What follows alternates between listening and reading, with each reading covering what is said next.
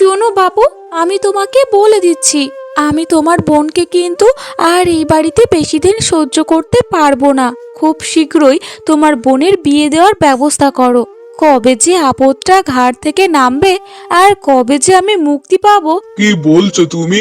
আমার বোন তোমার ঘাড়ে এতটা বড়ই আপদ হয়ে গেল যে আমার বোনকে বিয়ে দেওয়ার জন্য তুমি উঠে পড়ে লেগেছো? হ্যাঁ গো, উঠে পড়ে লাগবো না তো কি করব।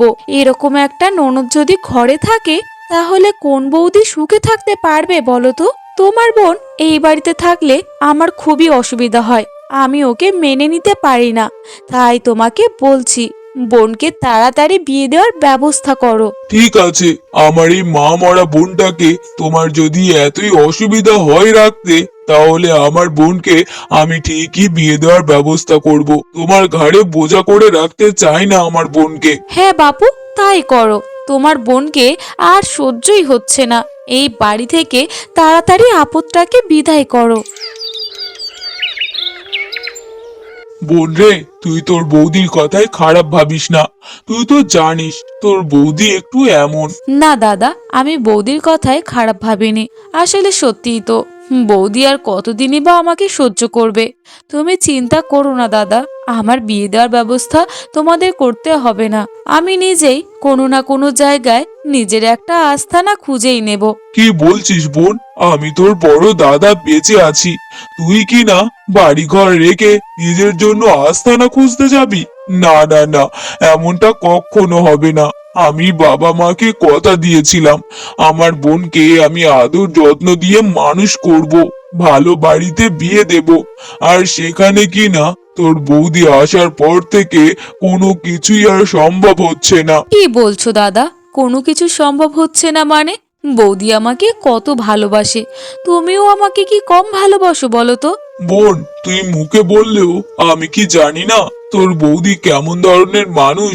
তোর বৌদি তোকে একদমই পছন্দ করে না, তোকে যা নয় তাই বলে অপমান করে, তোকে দিয়ে বাড়ির সমস্ত কাজ করায়। এগুলো আর কতদিন আমি চোখের সামনে দেখবো বলতো? ছাড়ো তো দাদা, বৌদির কথা তুমি ছাড়ো। তুমি কি কিছু খেয়েছো নাকি খাওনি? না রে বোন, এখনো খাইনি। তুই ছাড়া আমার চিন্তা আর কে করে বলতো? তোর বৌদি সারাদিন নিজেকে নিয়েই ব্যস্ত। স্বামী ঘরে আসলে তাকে কি খেতে দিতে হয়, পড়তে দিতে হয়, তোর বৌদি সেটা জানে না। তুই আছিস বলেই তো আজ আমি এত ভালো আছি। না জানি তোর বিয়ে হয়ে গেলে আমি কেমন থাকবো। তোর বৌদি তো আমার কোনো যত্ন আপ্যায়ন কিছুই করে না, সবকিছু তো তুই করিস রে বোন। ছাড়ো তো দাদা, এসব কথা ছাড়ো। আমি যখন থাকবো না তখন দেখবে বৌদি নিশ্চয়ই তোমার সমস্ত রকম খেয়াল রাখবে। আসলে কি বলো তো, আমি এখানে আছি আর তোমার সমস্ত দায়িত্ব আমার বলে বৌদি হয়তো তেমন কিচ্ছু করে না, কিন্তু দেখবে একটা সময় পরে বৌদি তোমাকে অনেক যত্ন করবে। ঠিক আছে রে বোন, এইবার আমাকে দুমুঠো খেতে দে, খিদে থেকে পেটে যেন নাড়ি ফেটেই যাচ্ছে। শুনুন দাদা, আমার মা মরা বোনটার জন্য একটা ভালো বাড়ি দেখে সম্বন্ধ আনার চেষ্টা করো। আমার বোনকে আমি যেখানে সেখানে বিয়ে দিতে চাই না। হ্যাঁ দাদা, আপনি যখন বলছেন নিশ্চয়ই আপনার বোনের জন্য কোনো না কোনো ভালো বাড়িতে সম্বন্ধ আমি করে দেব। আমার বোনের কোনো কিছুতেই অসুবিধা আমরা চাই না। আমরা চাই আমার বোন ভালো থাকুক, একটা সৎ মানুষের হাতে পড়ুক। আমার বোনকে ঠিক মতো ঠিক জায়গায় বিয়ে দিতে না পারলে যে আমার মরা বাবা মা অনেক কষ্ট পাবে। আমার বোনকে সুখী দেখতে চাই আমি। হ্যাঁ দাদা, আপনি চিন্তা করবেন না, আপনার বোনের জন্য আমি নিশ্চয়ই ভালো একটা ছেলে এবং ঘর দেখে আপনাদেরকে জানাবো। ঠিক আছে দাদা, তাই হবে তাহলে। এমন ভাবে বেশ কিছুদিন কেটে যায়। রূপার এক বিশাল ধনী বাড়িতে বিয়ের সম্বন্ধ ঠিক হয়। রূপা, তোমার তো রাজ কপাল, তোমার কি না এত সুন্দর একটা বাড়িতে বিয়ের দিন তারিখ ঠিক হয়েছে।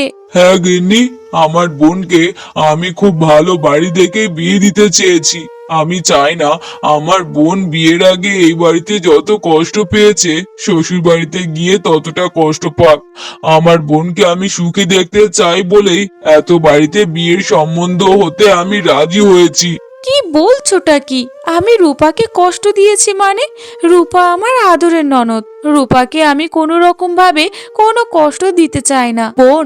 তোমাকে এতদিন যা বলেছি আসলে বোঝোই তো আমার রাগ খুব একটা ভালো না। কখন কি বলতে কি বলে ফেলেছি। তুমি এসব নিয়ে আবার মনে ধরে রেখো না বোন। না বৌদি, আমি কেন মনে ধরে রাখবো বলো তো? তুমি আমার বৌদি, আমার মায়ের সমতুল্য। তুমি নিশ্চয়ই আমার খারাপ চাও না, আমার ভালো চাও বলেই তো আমাকে বকাঝকা করেছো, ভুলগুলোকে ঠিক করিয়ে দিয়েছো।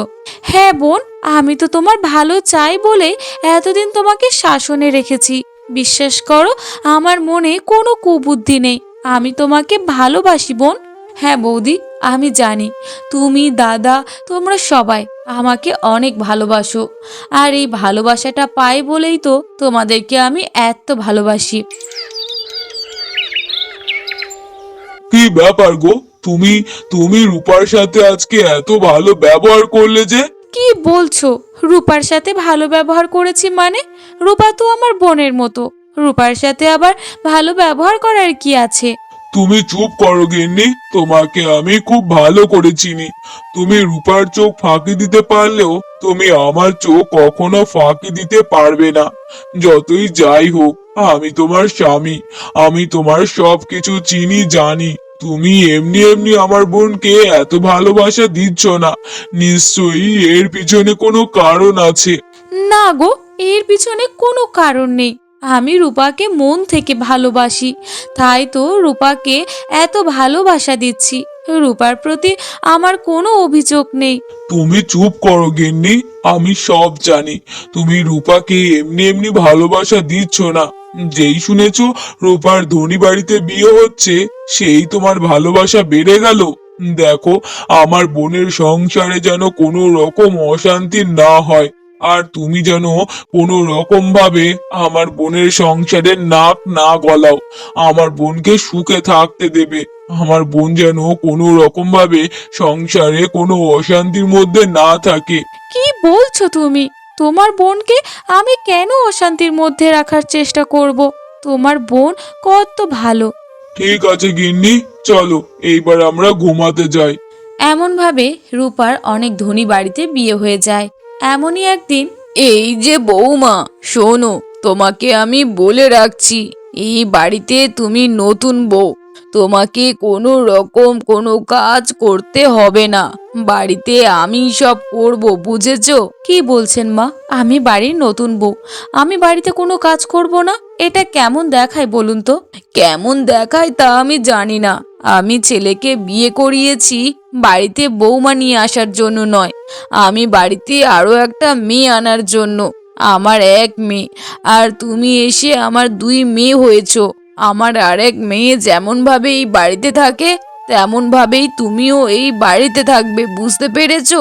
হ্যাঁ মা, ঠিক আছে, কিন্তু কোনো কিন্তু নয়। তুমি শুধু খাওয়া দাওয়া করবে, ঘুমাবে, আর সময় মতো আমার বাবুর সাথে একটু ঘুরে আসবে।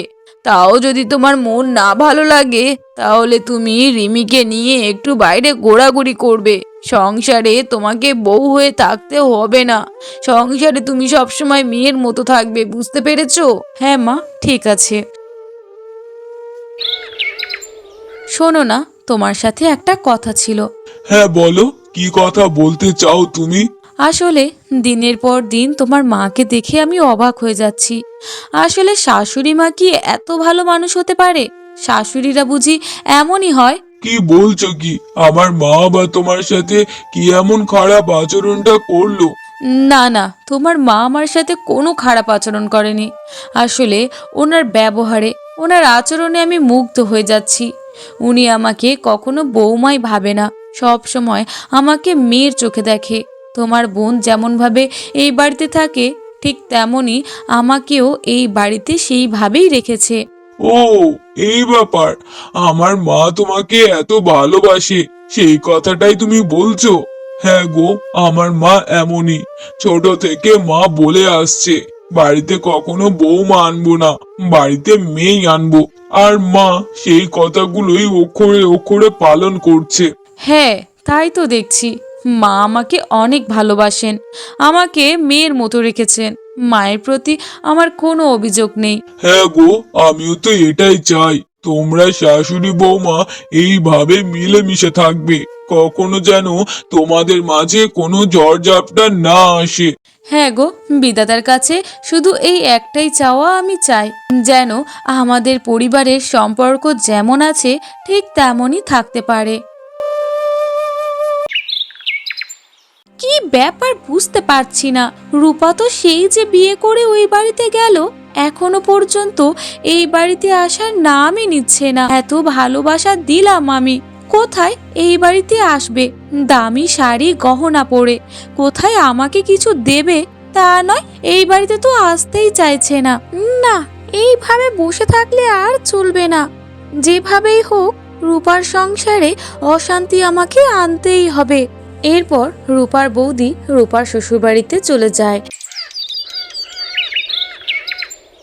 এই কি বৌদি, তুমি তুমি কখন এলে? আর তুমি একা কেন বৌদি? দাদা কোথায়? আসলে রূপা, হয়েছে কি বলো তো, তোমার দাদা তো কাজে অনেক ব্যস্ত আছে। অনেকবার করে বললাম যে চলো চলো আমার সাথে একটু রূপাকে দেখে আসি, কিন্তু কে কার কথা শোনে। তোমার দাদা তো আমার কথা শুনলই না, বলল কি না তুমি একা গিয়ে ঘুরে এসো, আমার এখন সময় হবে না। ও ঠিক আছে বৌদি, ভালো করেছো। আমি তো ভাবছিলাম তোমরা আমাকে ভুলে গিয়েছো। না না রূপা, তোমাকে এত তাড়াতাড়ি কি করে ভুলে যাব বলো তো? তুমি আমার কত আদরের একটা মিষ্টি বোন, তোমাকে তো এত সহজে ভোলা যায় না গো। আচ্ছা ঠিক আছে বৌদি, দাদা না হয় পরে আসবে, তুমি যে এসেছো তাতে আমি অনেক খুশি হয়েছি বৌদি।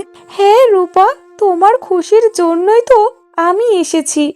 আমি তো ভাবছিলাম আমার ননদটা বুঝি আমাকে ভুলেই গেল। না না বৌদি, তোমাদেরকে ভুলে যাব? কখনো না। তোমাদেরকে আমি কেমন করে ভুলতে পারি বলো তো? তোমরা আমার আপনজন, তোমাদেরকে ছাড়া আমি কিচ্ছু না। হ্যাঁ রূপা, আমিও তো তাই ভাবছি। আমি ভাবলাম তুমি বুঝি সংসারের চাপে এতটাই ব্যস্ত হয়ে গেছো যে তুমি হয়তো আমাদের বাড়িতে আসার সময় পাচ্ছ না, তাই আর দেরি করিনি, তোমাকে দেখার জন্য এখানে ছুটে চলে আসলাম। ঠিক করেছো বৌদি, আমিও তো কদিন ধরেই ভাবছিলাম যে তোমাদের বাড়ি থেকে একবার ঘুরে আসব, কিন্তু আর সময় সুযোগ হয়ে উঠছে না। তুমি চলো আমার ঘরে গিয়ে বসো, আমি তোমার জন্য খাবার নিয়ে আসছি। কাকিমা কেমন আছেন বলুন তো? হ্যাঁ মা, আমি তো ভালো আছি। তুমি কেমন আছো বলো তো? আর আর সবে কি তোমাদের রূপার কথা মনে পড়লো নাকি? সেই যে বিয়ে হয়েছে, এখনো পর্যন্ত মেয়েটাকে তো দেখতেই আসোনি। না না কাকিমা, মনে তো সব সময় পড়ে, আর মনে পড়বে নাই বা কেন? আমাদের যে একটাই মাত্র ননদ, ননদকে তো আমরা এত সহজে ভুলে যেতে পারি না। হ্যাঁ, আমিও তো তাই ভাবছি, একটাই মাত্র মেয়ে, আর তাকে কিনা তার দাদা বৌদি এখনো পর্যন্ত দেখতে আসলো না। হ্যাঁ কাকিমা, ওই জন্যই তো এক দৌড়ে চলে আসলাম। আসলে রূপার দাদাকে অনেক করে জোরাজুরি করেছি যেন সে আমার সাথে আসে, কিন্তু তার কাজের এতটাই চাপ যে সে আসতেই পারেনি। ও আচ্ছা, ঠিক আছে, রূপার দাদার হয়তো কাজের অনেক চাপ আছে, তাই আসতে পারেনি। তা তুমি এসেছো, তাতে আমি অনেক খুশি হয়েছি মা। তা কাকিমা, আমাদের রূপা আপনার সংসারে কেমন চলছে বলুন তো?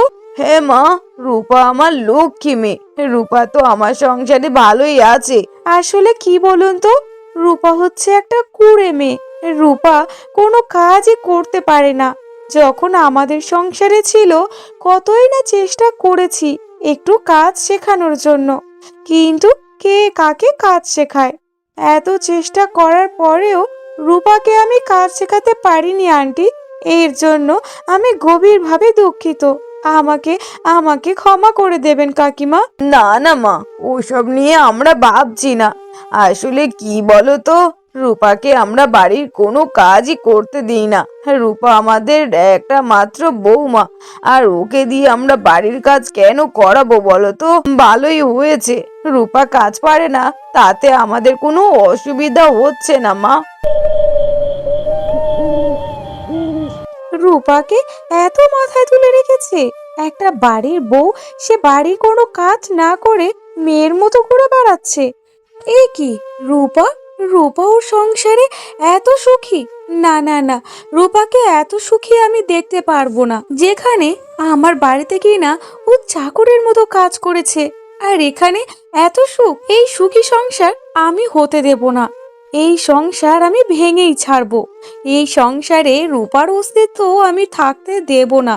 এইভাবে রূপার বৌদি রূপাদের বাড়িতে এসে রূপার সামনে ভালো আচরণ করলেও রূপার শাশুড়ির কানে সব সময় রূপাকে নিয়ে খারাপ কথা বলতে থাকে। এমনই একদিন, এই কি কাকিমা, আপনি রান্না করছেন? হ্যাঁ মা, আমি রান্না করছি। আমার রান্না করতে অনেক ভালো লাগে, তাই আর কি। কি বলছেন কাকিমা? আমি আপনাদের বাড়িতে দুদিনের জন্য এসেছি, আর আপনি কি না আমাকে রান্না করে খাওয়াবেন? না না না, রূপাকে ডাকুন, রূপা রান্না করুক। আপনি কেন কষ্ট করে হাত পুড়িয়ে রান্না করতে যাচ্ছেন বলুন তো? না না মা, আমার কোনো অসুবিধা হচ্ছে না। আমি তো সব সময় রান্না করি। যতদিন আমি পারবো ততদিন আমি করে যাই। যখন আমি পারবো না, তখন না হয় আমার রূপা মা আমার রান্না করে খাওয়াবে। কি বলছেন কাকিমা? রূপা রান্না করে আপনাকে খাওয়াবে? কখনো না, ও তো কখনো রান্না করতেই পারে না। আপনাকে যে বললাম না, ওকে আমি কোনো কাজ শেখাতে পারলাম না। বাড়িতে সারাদিন কিভাবে যে শুয়ে বসে থাকতো, আর কিভাবে যে আমার মুখে মুখে তর্ক করতো, আপনাকে আমি বলে বোঝাতে পারবো না কাকিমা। আমি কম কষ্ট সহ্য করিনি রূপার জন্য। কি বলছো তুমি? রূপা মুখে মুখে তর্ক করতো? এটা তো আমি বিশ্বাস করি না মা। রূপা মা আমার অনেক শান্ত, লক্ষ্মী মেয়ে। রূপা কখনো এমন কাজ করতে পারে না। কি বলছেন কাকিমা? রূপাকে আপনি এখনো চেনেন না। রূপা যে কি বদমাইশ মেয়ে, সেটা আপনি এখন না বুঝলেও পরে ঠিকই বুঝতে পারবে। না না মা, তোমার ভুল হচ্ছে। আমার রূপা মা এমন নয়। রূপা অনেক ভালো। রূপা আমাকে অনেক ভালোবাসে। না না কাকিমা, ওটা হচ্ছে রূপার মুখ দেখানো ভালোবাসা। আসলে কি বলুন তো, আপনারা অনেক ধনী মানুষ, আর রূপা এই ধনী বাড়িতে এসেছে তার একটাই কারণ, আপনাদেরকে ভুল বুঝিয়ে আপনাদের সমস্ত সম্পত্তি নিজের নামে করে নেওয়ার জন্য। কি বলছোটা কি তুমি? হ্যাঁ কাকিমা, তা না হলে আর বলছে কি? রূপাই তো আমাকে বলেছে যে দেখো বৌদি, ওই বাড়িতে গিয়ে প্রথম প্রথম একটু ভালো থাকলেও পরে আমার শাশুড়ি, বর, ননদ সবাইকে রেখে আমি সবকিছু নিজের নামে করে নেব। আমাকে ভালোবেসে আমার শাশুড়ি মা নিশ্চয়ই আমাকে সব দিয়ে দেবেন। রূপার মনে মনে তাহলে এই আছে?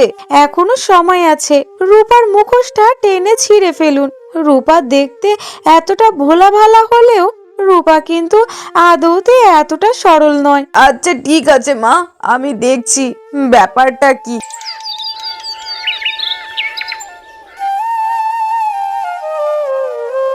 মা রূপা, তোমাকে আমার একটা কথা বলার ছিল।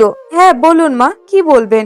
আসলে রূপা, তুমি সত্যি করে বলো তো, তোমার বৌদি আসলে কেমন মানুষ? কেন মা, আমার বৌদি কেমন মানুষ হবে? আমার বৌদি অনেক ভালো মানুষ, আমাকে অনেক ভালোবাসে। কি বলছোটা কি? তোমার বৌদি কখনোই এমন ভালো মানুষ নয় যতটা তুমি বলছো। আসলে তোমার বৌদি এই বাড়িতে আসার কারণটা তুমি না বুঝতে পারলেও আমি ঠিকই বুঝতে পেরেছি। কি বলছেন মা? আমার বৌদি এই বাড়িতে আসার কি কারণ থাকতে পারে? আসলে তোমার বৌদি এসেছে তোমার সুখের সংসারে আগুন জ্বালানোর জন্য। অনেক রকম ভাবেই আমার কানে অনেক কথা বলছে তোমাকে নিয়ে।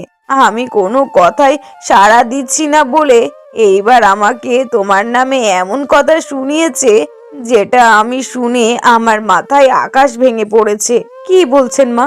আমার বৌদি আপনার কাছে আমার নামে খারাপ খারাপ কথা বলছে? হ্যাঁ মা, তোমার বৌদি তো যখনই সময় পাচ্ছে তখনই আমার কাছে তোমার নামে দুর্নাম করে যাচ্ছে।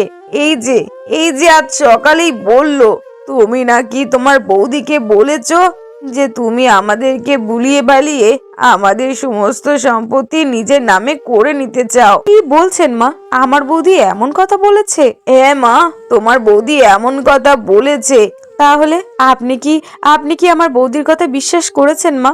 না না মা, আমাকে যদি স্বয়ং ভগবান এসেও বলে যে তুমি এমন কথা বলেছো, তাহলে কখনো আমি সে কথা বিশ্বাস করব না। আমি শুধু তোমাকে এ কথাটা জানিয়ে দিতে চাই যে তোমার বৌদিকে তুমি খুব একটা ভালো মানুষ মনে করো না। তোমার বৌদি দেখতে সরল হলেও মনে কিন্তু তার অনেক প্যাঁচ। আসলে কি বলো তো, তোমার এই সুখের সংসার ওর সহ্য হচ্ছে না, তাই তোমার সংসারে অশান্তি করার জন্যই ও এখানে এসেছে। মা, আমার আমার কিন্তু বিশ্বাস হচ্ছে না মা, আমার বৌদি এমন হতে পারে না। হ্যাঁ মানছি, আমার বিয়ের আগে বৌদি একটু আধটু আমাকে কথা শোনাতো, কিন্তু ভালোবাসতো আমাকে। না মা, তোমার বৌদি থেকে সাবধানে থেকো। তোমার বৌদি যতটা ভালো মানুষ দেখাচ্ছে উপর থেকে, ততটাও কিন্তু ভালো মানুষ নয়। এই যে রবিন, তুমি এখানে আছো? তোমার সাথে আমার কিছু কথা ছিল রবিন। হ্যাঁ বৌদি, বলো না, কি কথা বলতে চাও? আসলে রবিন, তোমাকে আমি একটা কথা বলি, রূপার থেকে তুমি একটু দূরে দূরে থেকো। আসলে মেয়েটা না খুব একটা সুবিধার নয়। কি বলছো বৌদি? রূপা থেকে দূরে দূরে থাকবো মানে? ও তো আমার স্ত্রী, আর ও সুবিধার নয় মানে? কি বলতে চাইছোটা কি তুমি? রূপা তোমাকে খুব শীঘ্রই ঠকাবে। আসলে রূপাকে তো আমি খুব ভালো করে চিনি। রূপা কিন্তু এতটাও ভালো মানুষ নয়, যতটা ভালো মানুষ তোমাদের সামনে সে দেখায়। কি বলছো বৌদি? রূপাকে নিয়ে তুমি যা ইচ্ছা তাই বলতে পারো না। আমি রূপার নামে এই সমস্ত কথা বিশ্বাস করি না। রবিন, আমার কথা তুমি বিশ্বাস করো, রূপা কিন্তু তোমার ভালো চায় না। কারণ রূপাকে আমি সেই অনেক ছোট থেকে চিনি। রূপা কখনো তোমাকে মন থেকে ভালোবাসে না রবিন। ঠিক এমন সময় রূপার শাশুড়ি এবং রূপা সেখানে এসে উপস্থিত হয়। এ কি বলছো বৌদি? তুমি আমার স্বামীর কাছে আমার নামে এসব কি কথা বলছো? ইয়ের নাম মানে মানে রূপা, রূপা তেমন কিছু নয়। আসলে আসলে রবিনের কাছে তোমার নামে দুটো ভালো কথাই বলছিলাম। আসলে রবিন আমাকে তোমার নামে কত অভিযোগ করছিল, আমি এটাই বোঝাচ্ছিলাম আমাদের রূপা বোন এমনটা কখনো হতে পারে না। রূপা অনেক সহজ সরল নরম একটা মেয়ে। না বৌদি, তুমি আমার সামনে যতই বলো না কেন যে তুমি আমাকে নিয়ে ভালো কথা বলছো, তা আমি বিশ্বাস করি না। কারণ আমি সবটা শুনেছি, তুমি আমার স্বামীর কাছে আমার নামে খারাপ খারাপ কথা বলছো। এ বৌমা, দেখো তোমার তাহলে বিশ্বাস হলো। আমি কিন্তু তোমাকে মিথ্যে কথা বলিনি। তোমার বৌদি সংসারটা ভাঙার জন্যই কিন্তু এখানে এসেছে। আমাদের সুখের সংসার তোমার বৌদি সহ্য করতে পারছে না। এটা আপনি কি বলছেন কাকিমা? আমি আমি আপনাদের সুখের সংসার কেন সহ্য করতে পারবো না? চুপ করো মেয়ে, তুমি একদম চুপ করো। তুমি সেই যেদিন থেকে এই বাড়িতে এসেছো, সেই দিন থেকে একের পর এক আমার বৌমার নামে খারাপ কথা বলে যাচ্ছো। আমি আর মেনে নিতে পারছিলাম না, তাই আমি রূপাকে সবটা বলেছি। রূপা তো আমার কথা বিশ্বাস করেনি।